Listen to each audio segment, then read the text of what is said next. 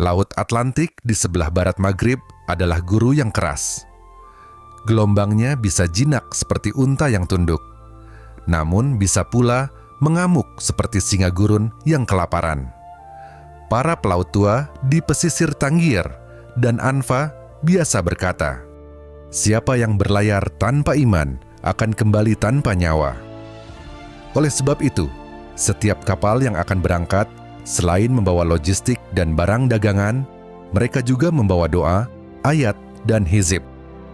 Namun pada masa itu, satu kitab mulai mencuri hati penduduk Maghrib, Dalail al-Khairat, karya Al-Imam Abu Abdillah Muhammad ibnu Sulaiman al-Jazul.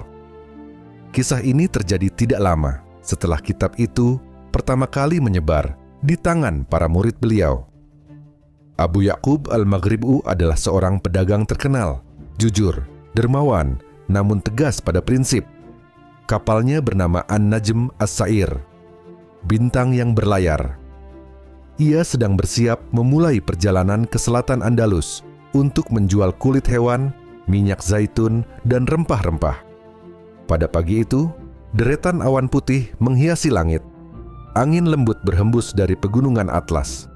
Di pelabuhan, bau ikan, garam laut, dan kayu basah bercampur menjadi aroma khas. Di antara para pelaut yang sibuk, berdirilah seorang pemuda dengan kitab bersampul hijau di dadanya. Namanya Salim ibnu Marzuki. Ia seorang yatim yang dibesarkan di Zawiyah Jazuliyah. Para guru di sana rajin mengajarkan salawat, dan Salim tumbuh dengan hati yang lembut dan keyakinan yang tajam. Ketika ia menaiki kapal, salah satu pelaut, Idris, bertanya, "Kitab apa itu?" "Kau memeluknya seperti memeluk kakak kandung." Salim tersenyum malu. "Dalail al-Khairat, wahai paman, kitab salawat yang diajarkan guruku. Aku tak pernah bepergian tanpanya."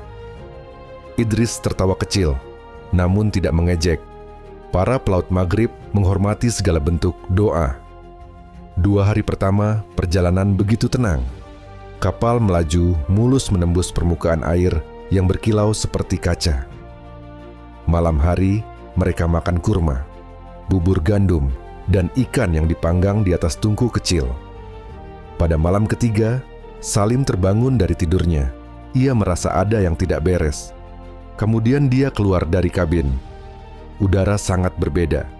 Angin yang biasanya lembut kini berhembus dengan berat seakan membawa sesuatu. Di horizon ada garis hitam yang semakin melebar, seperti kain sobek yang mengembang. Saat itu, Abu Ya'qub ikut naik ke geladak dan mengamati langit. Wajahnya mengeras dan berkata, "Ini bukan awan biasa," katanya. "Ini badai samudra." Idris merapat ke kapten. "Kita harus putar haluan." Namun sebelum keputusan diambil, angin tiba-tiba menghantam kapal dengan kekuatan yang menghentakkan semua orang. Tiang layar berderit keras, tali menegang seolah hendak putus. Badai datang lebih cepat dari perkiraan. Malam itu, langit seperti dikoyak oleh kilat yang merah kebiruan. Ombak menghantam seperti dinding bergerak. Suara angin melolong keras, memekakkan telinga. Hujan menusuk kulit seperti pasir tajam. Kapal An-Najm As-Sa'ir terangkat, lalu jatuh keras ke lembah air yang dalam. Para pelaut menyumpah, berteriak, memanggil nama istri dan anak mereka. Idris memeluk tiang kapal dengan tubuh gemetar. "Kita tidak selamat, kita akan karam," teriaknya. Abu Ya'qub memberi perintah sekuat tenaga, tetapi suara badai menelan semua instruksi. Air masuk dari segala arah. Beberapa peti dagangan meluncur ke laut. Dalam kekacauan itu, Salim muncul membawa Dalail al-Khairat. Hujan menghantam wajahnya. Tubuhnya hampir terpental oleh angin. Ia berteriak, "Bacalah salawat, wahai saudara-saudaraku. Bacalah sebelum gelombang menelan kita." Namun, tak ada yang mendengar. Semua sibuk bertahan dari hantaman ombak. Salim menggigit bibirnya, lalu berteriak lebih keras, "Allahumma sholli ala Sayyidina Muhammad." Suara itu memecahkan gemuruh. Mereka mendekat, sebagian merangkak, sebagian merayap sambil memegangi tali agar tidak jatuh. Di tengah geladak yang banjir oleh air hujan dan air laut, Salim membuka kitab yang basah dan mulai membaca, "Allahumma sholli ala Sayyidina Muhammad salatan tunja'ana biha min jama'il ahwal wal afat. Suaranya bergetar tetapi memikat. Para pelaut mengikuti meski bibir mereka gemetar. Shalawat menggema, pelan lalu semakin lantang hingga mengalahkan suara badai saat salawat memasuki bagian watakzu bihalana jami'al hajat. Terjadi sesuatu yang tidak pernah dilupakan siapapun. Angin yang melolong tadi berkurang seperti tiba-tiba kehilangan tenaga. Ombak yang ganas berubah lebih landai.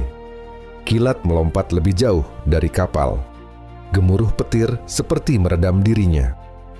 Abu Yakub memandang ke depan kapal dan membeku. Ia melihat dengan mata kepala sendiri, seolah ada tirai cahaya samar. Tidak putih, tidak kuning, bukan pula biru, tetapi cahaya yang lembut.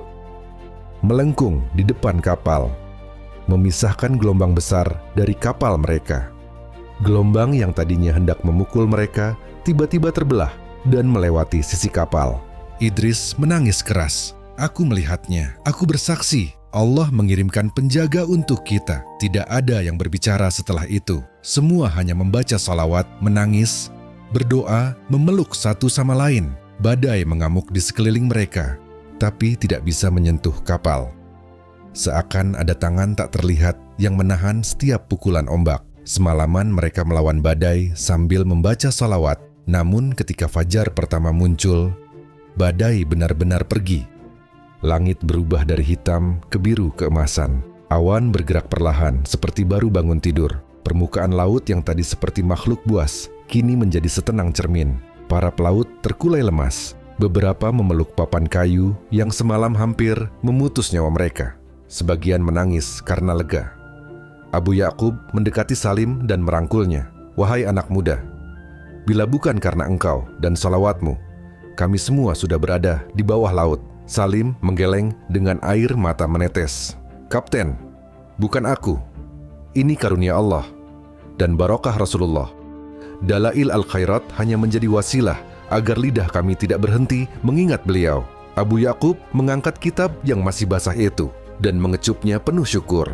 Ketika kapal mereka memasuki pelabuhan Maghrib, penduduk langsung terperanjat. Tiang kapal patah, bagian lambung retak. Kulit kapal menghitam akibat petir. Orang-orang bertanya, bagaimana kalian bisa selamat? Tidak ada kapal yang bisa keluar hidup-hidup dari badai sebesar itu. Abu Yakub menjawab sambil menunjuk Salim.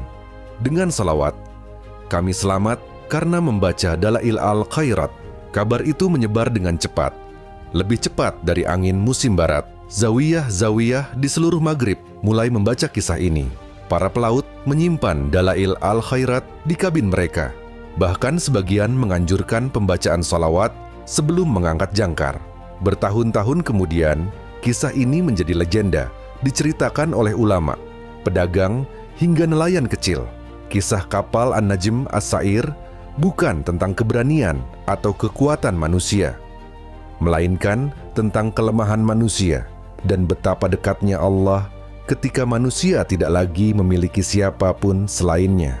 Para pelaut itu bersaksi, kami tidak menyelamatkan diri kami. Allah lah yang menjaga kami, dan salawat adalah pintu yang mengantarkan kami kepada penjagaan itu.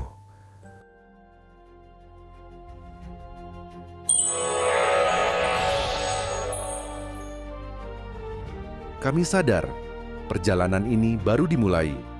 Sebuah lembaga ilmu tidak akan tegak tanpa sokongan jamaah yang mencintai kebaikan. Mari membangun bersama channel ini. Kami menyediakan wadah dan konten yang insya Allah bermanfaat, dan kamu adalah pondasi serta sayap bagi penyebaran cahaya ini. Setiap subscribe, like, dan share darimu bukan sekedar dukungan digital, melainkan amal jariah yang turut serta menghidupkan ilmu dan kisah para ulama. Jadilah bagian dari tim penyebar kebaikan ini. Mari kita ukir jejak digital yang penuh berkah. Assalamualaikum warahmatullahi wabarakatuh.